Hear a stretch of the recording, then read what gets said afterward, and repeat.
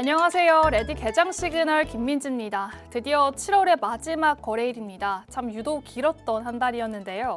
7월 한 달 동안 사이드카가 발동되지 않은 날을 세어보니 단 5거래일이었습니다. 코스피에서는 14번이, 코스닥에서는 11번이, 서킷 브레이커는 무려 4번이나 올렸는데요. 지난달 고점 대비 코스피 지수는 40% 가까이 밀리면서 도대체 어디가 바닥일지 가늠조차 되지 않는 상황이 이어지고 있습니다. 그래도 리포트를 좀 찾아보니까 이런 조정이 조금은 끝나간다라는 분석이 나오고 있더라고요. 과거 사례를 좀 통계적으로 살펴보니까 고점 대비 하락률보다는 상승 반납률에 주목해야 한다고 합니다. 과거 대형 조정장에서도 이 상승분의 절반 정도를 반납한 뒤부터는 하락세가 조금씩 멈추기 시작했다고 하는데요. 현재 코스피 지수 상승 반납률이 52%로 과거 평균치에 바짝 다가서고 있습니다. 그런 만큼 추가 급락 가능성은 제한적일 것이다 라는 희망적인 이야기가 나오고 있습니다. 한편 시장에서는 실적에 따라서 서로 다른 표정들을 짓고 있죠. 어제 삼성전자가 2분기 확정 실적을 발표를 했는데 확실히 SK하이닉스랑은 다른 표정을 지었습니다. 가장 큰 차이점은 주주환원이겠죠.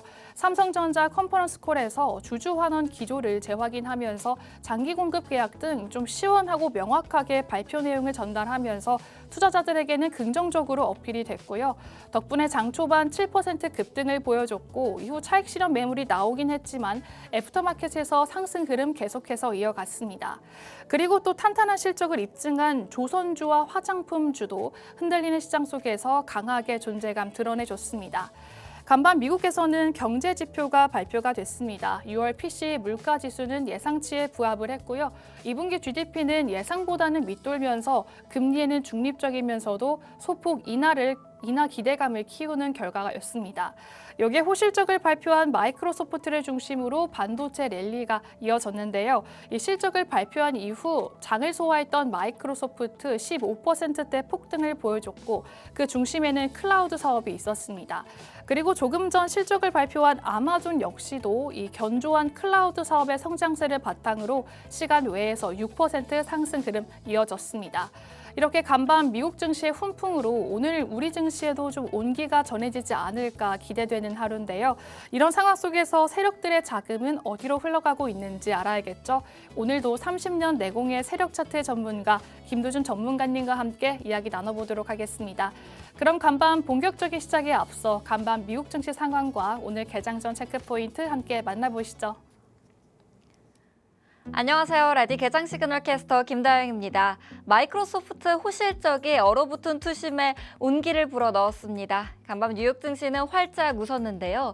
자세한 지수 상황 확인해 보시죠. 3대 지수 동반 상승 마감했습니다.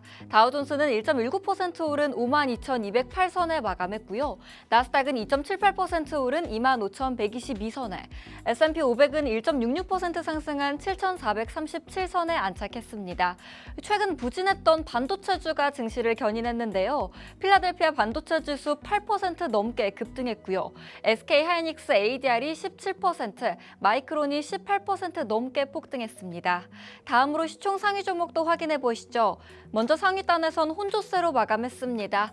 애플 1% 넘게 하락했는데요. 장 마감 후 시장 예상을 웃도는 실적을 발표했습니다. 3분기 매출은 전년 대비 16.4% 증가한 1,094억 달러로 월가 예상치를 웃돌았고요. 아이폰과 맥 판매 호조가 실적을 견인했는데요. 아이폰 매출이 21.7% 증가하며 3분기 기준으로 역대 최고 기록을 경신했습니다. 다만 서비스 매출이 기대에 미치지 못했고요. 공급망 제약 우려가 이어지면서 현재 시간외 거래에서는 5%대 약세 기록하고 있습니다. 마이크로소프트는 호실적에 힘입어 15% 넘게 폭등했습니다. 하루 만에 시가총액 약 640조 원이 증가했는데요. 뉴욕 증시 단일 종목 기준 하루 시총 증가폭이 사상 최대 규모를 기록했습니다. 아마존은 4% 가까이 올랐습니다. 장 마감 후 어닝 서프라이즈를 발표했는데요. 클라우드 사업이 가파르게 성장하면서 분기 매출 2천억 달러를 처음으로 돌파했습니다.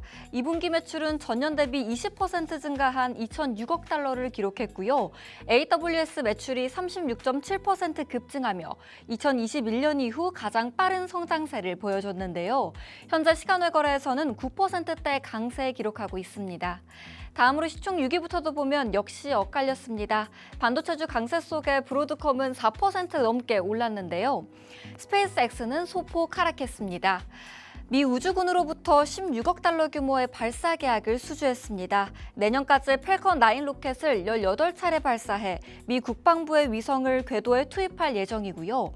골든돔 프로젝트에 이어 국방 분야 수주를 확대하며 정부 사업 지배력을 더욱 강화하고 있습니다. 실적 발표 후 희비가 엇갈렸습니다. 메타는 8% 가까이 급락했는데요.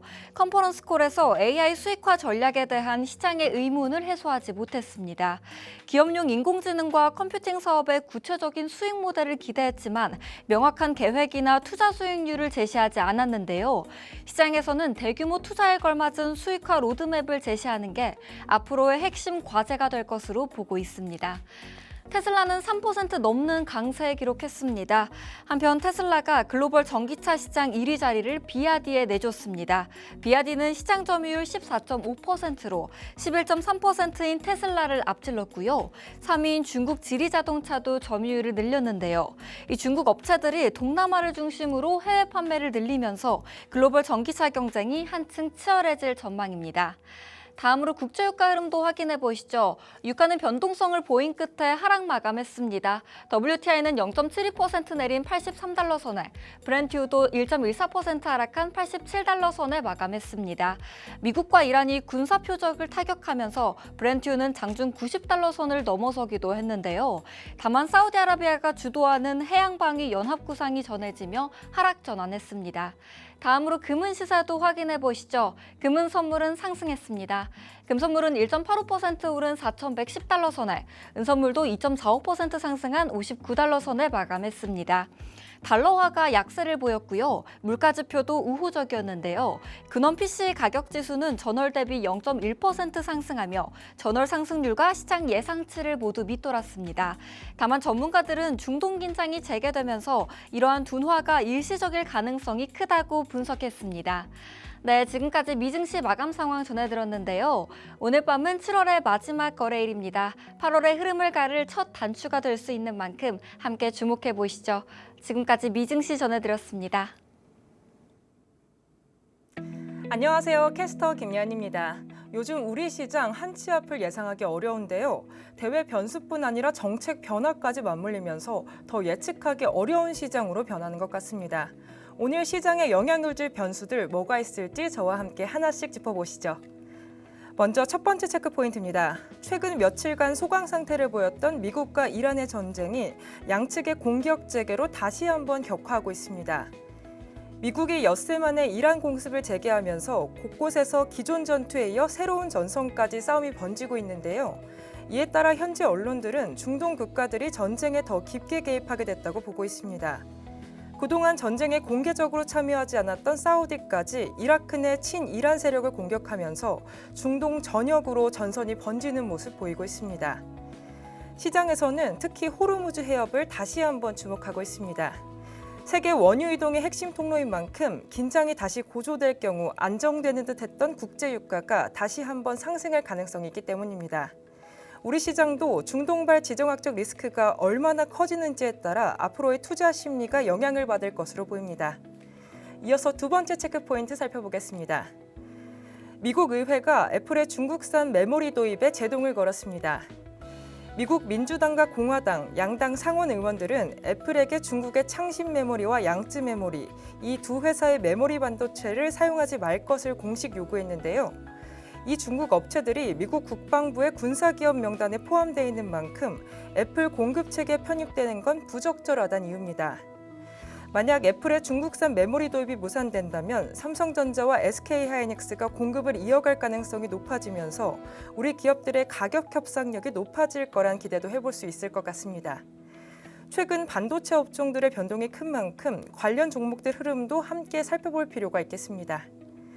이어서 마지막 체크 포인트입니다. 오늘 발표되는 낸드 플래시 가격도 반도체 업종의 중요한 분수령이 될 전망인데요. 대만의 시장 조사 업체 트렌드포스는 오늘 글로벌 낸드 플래시 계약 가격을 발표할 예정입니다. AI 서버와 데이터 센터용 SSD 수요가 꾸준히 늘고 있는 만큼 가격 상승세는 이어질 걸로 예상되지만 상승폭이 시장 기대치를 웃돌 수 있을지가 주요 포인트입니다. 예상보다 높은 가격 상승이 확인되면 삼성전자와 SK하이닉스의 하반기 실적이 한층 더 개선될 수 있다는 기대도 해볼 수 있을 것 같습니다. 반대로 가격 상승폭이 기대에 부응하지 못한다면 업황 둔화 우려가 다시 부각되면서 반도체 관련주들의 투자 심리가 위축될 가능성도 있습니다. 다만 낸드 플래시 가격 상승이 메모리 기업들에겐 호재로 작용하지만 스마트폰과 PC 등 완제품 제조사에는 원가 부담으로 작용할 수 있다는 점 생각해 보시면 좋을 것 같습니다. 지금까지 체크포인트 3가지 짚어봤는데요. 과연 오늘은 어떤 변수가 시장의 방향을 이끌 수 있을지 끝까지 확인해 보시면 좋을 것 같습니다. 지금까지 캐스터 김예은이었습니다.